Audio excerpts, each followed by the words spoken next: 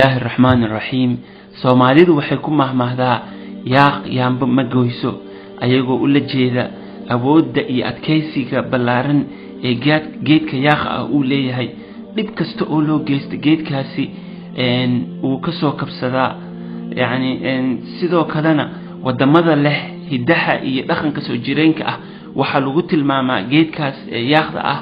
oo xoog leh maxaa yeelay maanta runtii markii aad fiiriso dalka Soomaaliya dhibaatooyinka soo gaaray oo baaxadda weyn iyo meesha hadda ay ka joogto waxa lagu tilmaamaa geedkaas yaaqda ah oo adkeysiga ballaaran leh laakiin dadka culimada geedka ama geedaha barta waxay leeyihiin geedka yaaqda ah wuu dhintaa laakiin kuma dhinto dhibaato dibadda uga timid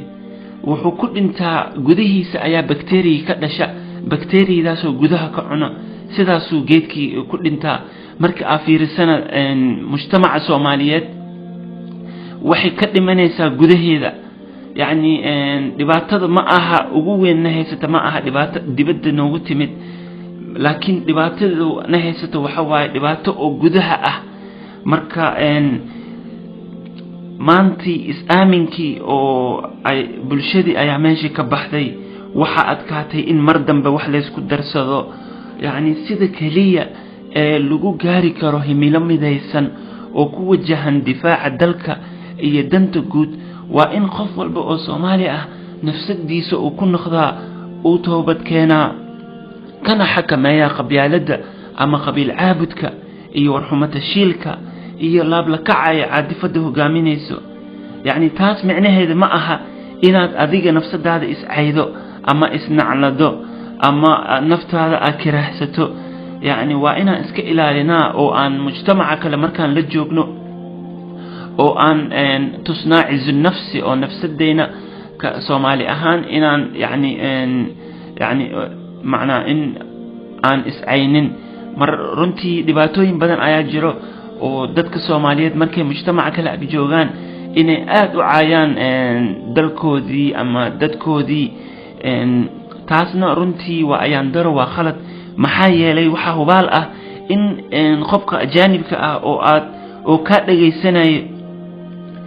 wuxuu hoosta ka leeyahay waa u jeednaa waxa xun aad tilmaamayso adigana ayagu ba ka mid tahay marka wax hadda faa'iido kuma soo kordhinayso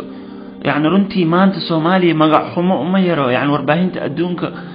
magac xumo iyo waxyaabo badan ayaa loo geliyay marka waana khalad inaan anagii ka shacbi ahaan ugu sii darno macnaa waa inaan taas ka hortagnaa taas waxay naga ahayd guwaabo runtii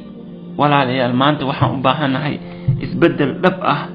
isbedelkana runtii wuxuu ka yimaadaa in maskaxda dadkii ama habfakirkii oo dadka inay isu bedelo dhinaca fiican sida uu Ilaahay yiri inna Allaha la yughayyiru ma biqawmin hatta yughayyiru ma bi anfusihim marka waa inaan isbedel oo dhab ah la imaana runtiina mar alla markii aan dalkeena fiirinayno ama aan ka hadlayno waxa fiican inaan ka fiirino inaan u fiirino si koobka biyaha nus ayaa buuxa oo aanan dhihin koobka biyaha nus ayaa eber ah marka Ilaahay tawfiiqda hana waafajiyo Ilaahay insha Allah ta'ala dalkeena sharaftiisa iyo karaamadiisa Ilaahay ku soo celiyo jazakumullahu